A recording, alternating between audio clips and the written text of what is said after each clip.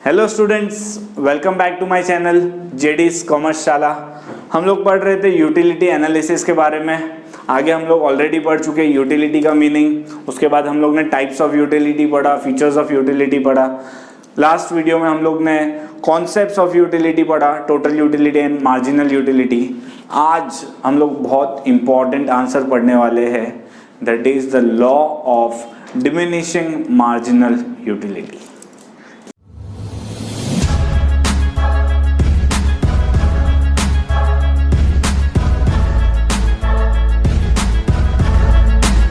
बहुत इंपॉर्टेंट है ये जो लॉ है, आपको 8 मार्क्स के लिए एग्जाम में पूछा जाएगा। मैक्सिमम चांसेस है 2021 की जो हमारे एग्जाम है उसमें ये लॉ पूछा जाएगा आपको। मैं चाहता हूँ आप इस पे बहुत अच्छे से ध्यान दें एंड इसको प्रिपेयर करें। स्टार्ट करते हैं। कभी भी कोई भी लॉ होता है तो उसको लिखने का एक पैटर्न होता है। द पैटर्न गोज इज, सबसे पहले एक इंट्रोडक्शन देते हैं, then there is a statement of any law. कोई भी लॉ जो होता है उसका एक स्टेटमेंट दिया जाता है, हमें वो लिखना है। उसके बाद हम लिखेंगे explanation of the statement. Explanation होने के बाद हमें लॉ का जो स्केड्यूल रहता है, लॉ का जो डायग्राम रहता है वो बनाना है। फिर वो दोनों का एक्सप्लेनेशन देना है। नाउ यहाँ पे हमारा लॉ तो कंप्लीट हो रहा है, बट एग्जाम में आपको पूछा जाएगा कि राइट लॉ ऑफ डीएमयू। तो आप explanation of statement and diagram अगर लिख दोगे, explanation of schedule and diagram यहाँ तक लिख दोगे तो आपका आंसर कंप्लीट नहीं होता है। इवन इफ नॉट आस्क्ड, आपको एजम्पशंस ऑफ द लॉ लिखना कंपल्सरी है। ठीक है, अगर आप एजम्पशंस नहीं लिखते हो तो आपके स्ट्रेट अवे 4 मार्क्स कट हो जाते हैं। So very important. ठीक है, assumptions of law of DMU लिखने हैं हमें। अगर आपको एग्जाम्स में ऐसा पूछा है right law of DMU with exception, तो आप explanation of schedule and diagram तो लिखोगे, उसके बाद डायरेक्टली एक्सेप्शन पे नहीं शिफ्ट करते हो, बट एजम्पशंस भी लिखने हैं एंड देन आपको एक्सेप्शंस लिखने हैं।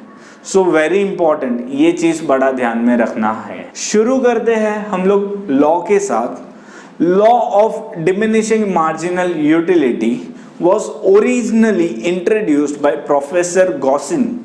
इन्होंने इंट्रोड्यूस किया था लॉ ऑफ डीएमयू, बट इसके ऊपर ज्यादा प्रकाश डाल के अच्छे से जो एक्सप्लेन किया था वो थे professor Alfred martial in his books principle of economics. ठीक है, this is an introduction of the law. This law is universal in nature and ये जो है ऐसा नहीं है कि इंडिया वालों पे लागू होता है, फॉरेनर्स पे लागू नहीं होता है। बोलते हैं ना, कोई रेसिज्म नहीं है, कोई सेक्युलर है, एकदम सबके लिए है ये। ठीक है, कास्ट क्रीड वो सब कुछ नहीं है। एनी पर्सन, कोई भी अगर कंज्यूम कर रहा है तो मार्जिनल यूटिलिटी विल डिमिनिश, ये बताना चाहता है लॉ ऑफ डीएमयू। हम लोग स्टेटमेंट पे आते हैं, वेरी इंपॉर्टेंट। अभी स्टेटमेंट में आपको कॉमा भी यहां से वहां नहीं करना है, वर्ड्स तो दूर की बात है। each and every word of the statement should be as it is. ठीक है, so the statement here goes is other things remaining constant, ये वर्ड लिखना जरूरी है। ठीक है, हर स्टेटमेंट, कभी भी लॉ का जो स्टेटमेंट आप लिखते हो तो वहां पे ये लिखना जरूरी है। According to professor Alfred Marshall, other things remaining constant, मतलब बाकी कोई भी चीजें, इनकम, टेस्ट, हैबिट, कोई भी चीज चेंज नहीं हो रहा है। ठीक है, other things remaining constant, the additional benefit which a person derives from a given increase in the stock of a thing diminishes with every increase in the stock that he already has.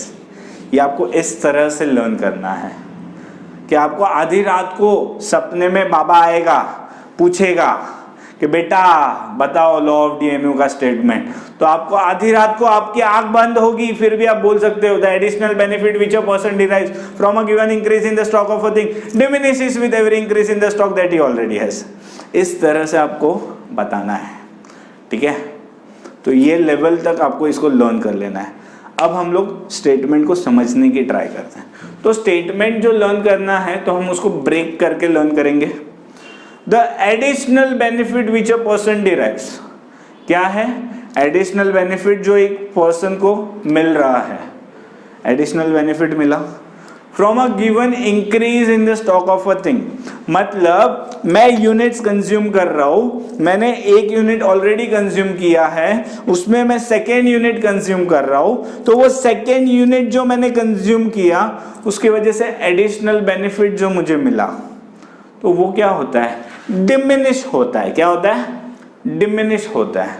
The additional benefit which a person derives diminishes with every increase, मतलब मैंने second unit consume किया, मैंने third unit consume किया, मैंने fourth unit consume किया, मैं जैसे जैसे सक्सेसिव यूनिट कंज्यूम करते जा रहा हूं तो वो जो मुझे एडिशनल बेनिफिट मिल रहा था वो डिमिनिश होते जा रहा है।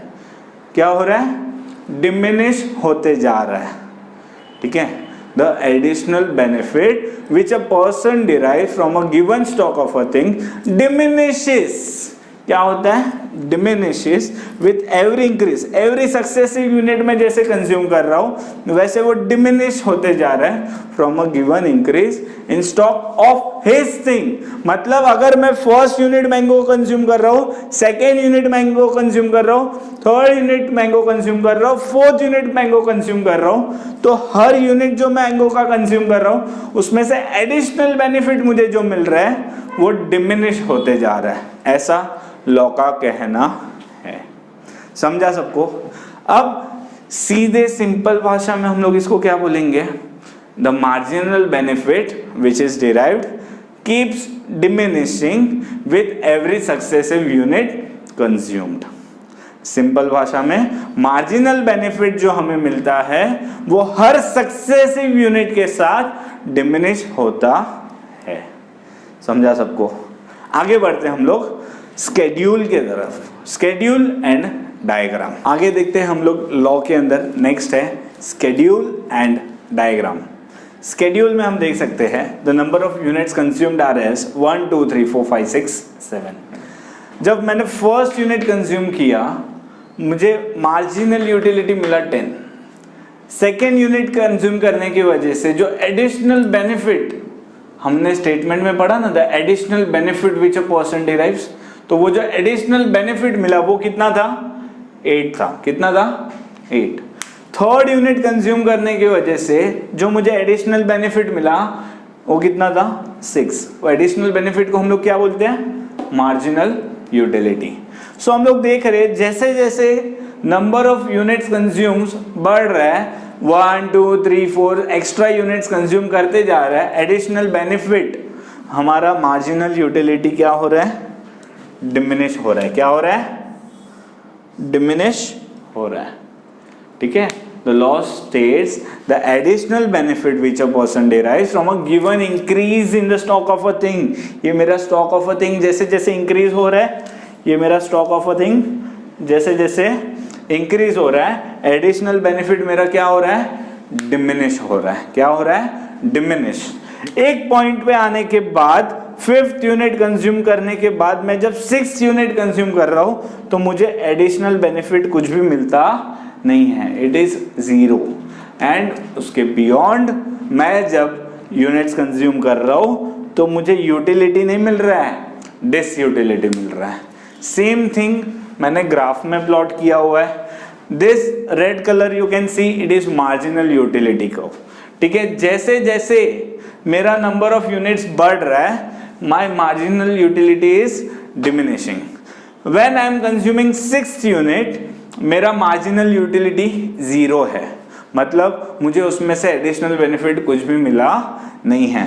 But beyond it 6th unit से additional अगर मैं consumption कर रहा हूँ तो मुझे utility तो नहीं मिल रहा है, dis utility मिल रहा है। ये जो portion मैंने किया ना, it is डिसयूटिलिटी, मतलब कोई बेनिफिट नहीं है, कोई यूटिलिटी नहीं है, इनफैक्ट डिसयूटिलिटी है। ठीक है, अब वेरी इंपॉर्टेंट इज एजम्पशंस। कोई भी लॉ होता है उसको अप्लाई करना है तो उसके लिए हमें कुछ पॉइंट्स एज्यूम करने पड़ते हैं। एज्यूम्ड टू बी कि ये चीज ऐसा होगा तो ही लॉ अप्लाई होगा, otherwise the law can not be applied. तो अगर ये लॉ को अप्लाई करना है तो उसके लिए कुछ एजम्पशंस है, कुछ धारणाएं है। तो धारणाएं क्या हम लोग देखते हैं। सबसे पहला rationality. What is rationality? Rationality, rational एक बिहेवियर होता है, मीन्स जो कंज्यूमर कंज्यूम कर रहा है, he is a normal person, वो एक नॉर्मल पर्सन है जिसको मैक्सिमम सेटिस्फैक्शन लेना है। ठीक है, वो ड्रंकर्ड नहीं है, he is not a miser, ठीक है, वो एडिक्टेड नहीं है, he is called a rational person, जिसको मैक्सिमम सेटिस्फैक्शन लेना है यूनिट्स कंज्यूम करके। ठीक है, he is called a rational person. That's why first assumption is consumer should be a rational person. Second is cardinal measurement.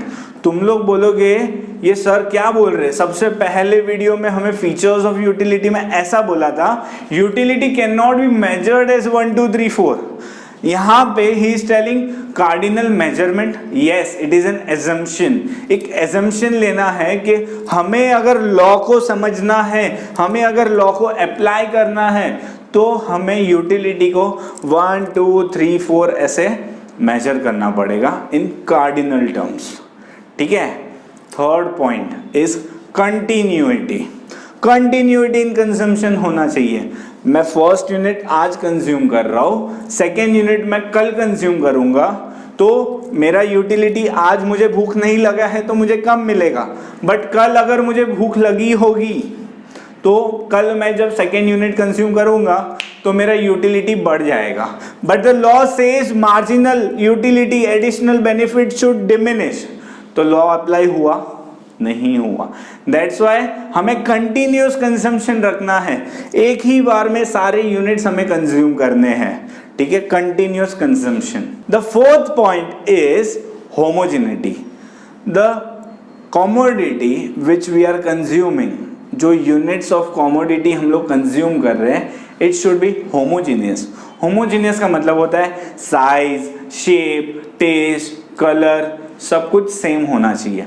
मैंने एक mango पहला consume किया जो ओके था, ज़्यादा टेस्ट अच्छा नहीं था, उसका कलर ओके था, ग्रीन था, तो मुझे उसमें से ज़्यादा यूटिलिटी मिलेगा? नहीं मिलेगा, यूटिलिटी थोड़ा कम मिलेगा। But the second mango which I am consuming एकदम अच्छा फल है, ऑरेंजिश कलर है एकदम, मतलब बोलते हैं ना येलो डार्क से थोड़ा ऑरेंज जैसा कलर है एंड एकदम मीठा है, तो मुझे उसमें से यूटिलिटी भी ज़्यादा मिलेगा। नाउ लॉ सेज दैट आप जैसे जैसे एडिशनल यूनिट कंज्यूम करोगे आपका जो एडिशनल बेनिफिट मिलेगा वो डिमिनिश होगा। बट बिकॉज मेरा फर्स्ट यूनिट मैंने कंज्यूम किया वो अलग था, सेकेंड यूनिट मैंने कंज्यूम किया वो अलग था, तो मेरा लॉ यहाँ पे अप्लाई नहीं हो पाएगा। दैट्स वाई मुझे एजम्पशन क्या करना है, दैट होमोजीनियस रहेगा। होमोजीनियस मतलब साइज, शेप, टेस्ट, कलर सब कुछ कमोडिटी का सेम टू सेम रहेगा। फिफ्थ एजम्पशन है रीजनेबिलिटी, मतलब the number of units I am consuming should be reasonable. ना ही बहुत ज्यादा कम होना चाहिए, ना ही बहुत ज्यादा होना चाहिए। ठीक है, it should be a reasonable unit. जैसे मैंने अभी एग्जांपल में आप लोगों को दिखाया 6 units, 7 units, that is enough. उसमें आप कैलकुलेट कर सकते हो, लॉ ऑफ डीएमयू अप्लाई कर सकते हो। बहुत ज़्यादा यूनिट्स होगा तो वहाँ पे हम लोग लॉ ऑफ डीएमयू अप्लाई नहीं कर सकते। That's why reasonable unit. ठीक है, देन कॉन्स्टेंसी। क्या है कॉन्स्टेंसी? हम लोग ने लॉ के स्टेटमेंट में स्टार्टिंग में ही लिखा all other things being constant, मतलब income, taste, habit, political factors सब कुछ रिमेन्स कांस्टेंट। किसी भी चीज में चेंज होना चाहिए नहीं। मेरे हैबिट्स, मेरे प्रेफरेंस रिमेन्स कांस्टेंट। अगर मेरे हैबिट, मेरे प्रेफरेंस चेंज हो गए तो मेरा यूटिलिटी चेंज हो सकता है। ठीक है, यूटिलिटी कम होने की जगह यूटिलिटी मेरा बढ़ सकता है। लॉ ऑफ डीएमयू सेज आप जैसे जैसे सक्सेसिव यूनिट कंज्यूम करोगे आपका marginal utility should diminish, but अगर कोई भी फैक्टर चेंज हो गया इट मे हैपन दैट मेरा यूटिलिटी कम होने की जगह पे बढ़ गया। That's why law says constancy होना चाहिए, ठीक है। Habits, preference, taste, likes, political factors कुछ भी चेंज होना चाहिए नहीं, ठीक है। Next and the last assumption है हमारा single want. Single want means हम लोग जो कमोडिटी कंज्यूम कर रहे हैं उससे हमारी एक ही वांट सेटिस्फाई हो रही है, ठीक है। मैंने आपको बताया यूटिलिटी इज मल्टीपर्पस, बहुत सारे ऐसे प्रोडक्ट्स होते हैं जो मुझे बहुत सारे पर्पस के लिए फुलफिल कर सकते हैं, बट उसमें क्या होगा, फर्स्ट यूनिट कंज्यूम किया मैंने एक काम के लिए तो यूटिलिटी मेरा मिला, सेकेंड मैंने कोई और काम के लिए सेम कमोडिटी को यूज किया है तो मेरा यूटिलिटी कम होने की जगह पे बढ़ भी सकता है। लॉ सेज जैसे जैसे सक्सेसिव यूनिट्स आप कंज्यूम कर रहे हो आपका यूटिलिटी कंपल्सरी डिमिनिश होना चाहिए। सो अगर ये लॉ को अप्लाई करना है तो वी हैव टू एज्यूम कि हमारा जो प्रोडक्ट है वो सिंगल वांट के लिए ही यूज होगा, ना कि मल्टीपर्पस के लिए। इसी के साथ हमारे एजम्पशंस कंप्लीट होते हैं। अगर आपको एग्जाम में लॉ ऑफ डीएमयू पूछा है, सिर्फ लॉ ऑफ डीएमयू, तो भी आपको एजम्पशंस तक तो लिखना ही लिखना है, ठीक है। लेकिन आपको ऐसा पूछा है law of DMU with exceptions, तो मैं आपको आगे जो बताने वाला हूं वो भी आपको लिखना है। तो एक्सेप्शंस क्या होता है? एक्सेप्शंस मतलब ये केसेस के अंदर लॉ ऑफ डीएमयू एप्लीकेबल नहीं है, ठीक है। तो कौन से ऐसे केस है जिसमें लॉ ऑफ डीएमयू एप्लीकेबल नहीं होता है? सो द एक्सेप्शंस में सबसे पहला है हॉबीज। हॉबीज क्या होती है? जिसको बहुत सारे लोगों को ऐसे शौक रहता है, स्टैम्प कलेक्शन, रेवेन्यू स्टैम्प जो आते हैं, फिर किसी को कॉइन्स कलेक्शन का रहता है, तो वो लोग जैसे जैसे एडिशनल यूनिट कंज्यूम करते हैं, मतलब कलेक्शन करते जाते हैं, तो उसमें कभी भी वो लोग का मार्जिनल यूटिलिटी डिमिनिश नहीं होता है। लॉ सेज मार्जिनल यूटिलिटी आपका डिमिनिश होना चाहिए, बट हॉबीज में ऐसा होता है? नहीं होता है। मार्जिनल यूटिलिटी डिमिनिश नहीं होता है, मार्जिनल यूटिलिटी इंक्रीज होता है। That's why it is an exception to law of DMU. Second जो है वो है मनी। पैसे अगर मैं आपको दूंगा तो एक 10 रुपये दिए, 20 रुपये दिए, तो 30 रुपये दिए, तो आपको एडिशनल जैसे जैसे पैसा मिल रहा है तो आपको उसका यूटिलिटी, मार्जिनल यूटिलिटी कभी भी कम नहीं होता है, इंक्रीज ही होते जाता है, ठीक है। तो marginal utility of money is never diminishing, it is always increasing. That's why हम लोग क्या बोल रहे हैं यहाँ पे, it is an exception to law of DMU. Third जो होता है म्यूजिक, ठीक है। आप अगर गाना सुन रहे हो तो आपने एक गाना सुना, आपको यूटिलिटी मिला, सेकेंड गाना जब आप सुनोगे तो आपका यूटिलिटी वहाँ पे डिमिनिश नहीं होगा, आपको और मजा आएगा। तो यहाँ पे आपका मार्जिनल यूटिलिटी डिमिनिश नहीं होता है, इंक्रीज होता है। That's why it is an exception to law of DMU. Fourth है पावर। आपके पास पावर जितनी ज़्यादा आती है आपको उसमें से यूटिलिटी ज़्यादा मिलता है। अभी मेरे under if suppose 10 people are working, कल जाके मेरी ऑथोरिटी बढ़ गई एंड इंस्टेड ऑफ 10 मेरे अंडर अभी 50 पीपल आर वर्किंग। तो पावर जितना ज़्यादा मुझे मिलेगा उसका मार्जिनल यूटिलिटी कम नहीं होगा, बढ़ जाएगा, मुझे अच्छा लगेगा। So my utility will always increase, ठीक है। That's why power is an exception to law of DMU. Last point है माइजर। माइजर कंजूस मारवाड़ी पगला इंसान, जिसको पैसा जितना ज़्यादा दो तो उसका तो हमेशा यूटिलिटी बढ़ते ही जाएगा, उसके लिए कभी भी पैसे का यूटिलिटी कम होता नहीं है। That's why a miser is also an exception to law of DMU. And the last point is addictions, ठीक है। जो ड्रंकर्स रहते हैं, जो स्मोकर्स रहते हैं, उनको आप जितना भी ज़्यादा दोगे ना, कभी ऐसा मना नहीं करेंगे कि हाँ भाई बस हो गया, उनको तो यूटिलिटी बढ़ते ही जाता है, ठीक है। बट लॉ सेज जैसे जैसे आप सक्सेसिव यूनिट लोगे आपका यूटिलिटी डिमिनिश होता है। बट एडिक्शंस में ऐसा होता नहीं है, दैट्स वाई हमेशा उसका मार्जिनल यूटिलिटी इंक्रीज होता है, that's why it is an exception to law of DMU। तो यहाँ पे हमारे एक्सेप्शंस ख़त्म होते हैं, हमारा लॉ ख़त्म होता है, हमारा वीडियो भी यहाँ पे ख़त्म होता है। अगर आपको वीडियो अच्छा लगा उसको लाइक करें, शेयर करें, सब्सक्राइब करें। Thank you students.